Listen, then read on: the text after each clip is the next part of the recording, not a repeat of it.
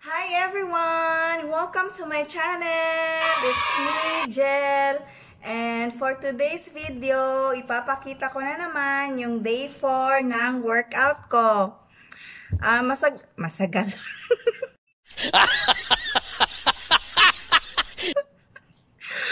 Matagal po nasundan yung day 3 kasi ang totoo po, tinaman po talaga ako as in. Pero kailangan ko talagang mag-workout. My gosh. Not only for the content, but also for myself. Because I need to do this. To achieve a healthy body. Charot. Oh my God! Wow!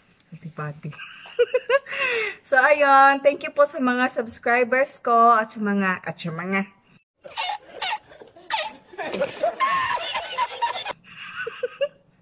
At sa mga hindi pa po nakapag-subscribe, please subscribe to my channel.